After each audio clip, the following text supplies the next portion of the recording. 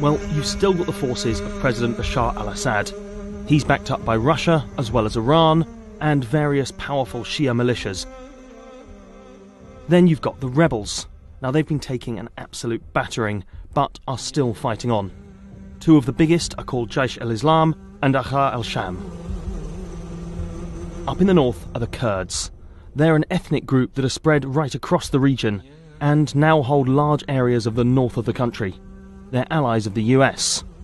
There's also Turkey, which is fighting Kurdish forces, and Israel, which is launching airstrikes in the south. And finally, the Islamic State group. They've lost almost all their territory, but are still a threat. But if you really want to understand what's going on in Syria, you need to know why people are fighting.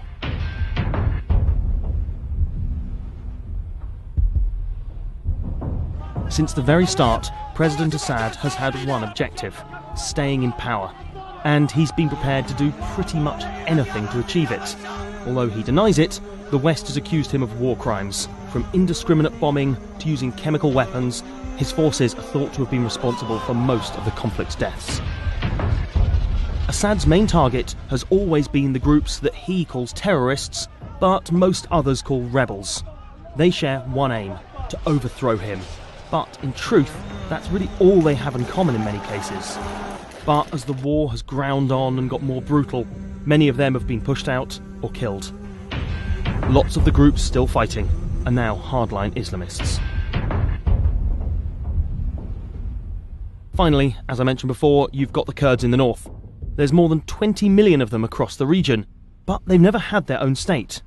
Understanding that is crucial to understanding the Kurds. Soon after the start of the war, Kurdish forces took control of the area they call Rojava. That's after the government pulled out. Their main fight is for autonomy and against IS. But one of the reasons Syria is such a mess is because it's become a proxy war for international powers. So why did they get involved? Well, President Assad is Russia's closest ally in the region. If he fell, Russia would lose its key foothold in the Middle East. It would also lose Tartus, its only Mediterranean port. It could not let that happen. For Iran, this was partly about supporting an old ally. But more than that, it was about countering the influence of their regional rival Saudi Arabia and spreading their own influence across the region. The consensus is that in achieving their goals, both Russia and Iran have outplayed everyone else. While the US, Turkey and the Gulf states offered some support to various rebel groups, Russia and Iran decided not only that they wanted Assad to win, but that they would make sure he did. Against Russian air power and Iranian-backed militias, the rebels have been badly outmatched. Now, no one is seriously talking about Assad being forced to give up power.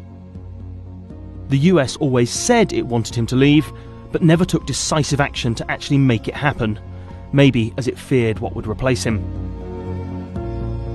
The rise of IS with their gruesome propaganda was a far more straightforward enemy, and became the focus.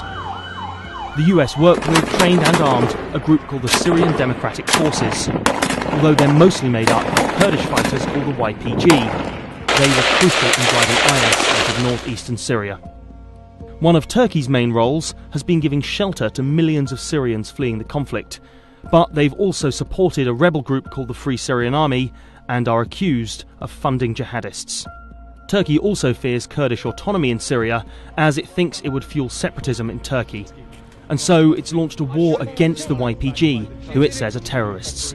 Although, remember, the YPG are the same fighters who are armed by and allied with the US. As a consequence, Turkey, a member of NATO, is now working closely with Russia.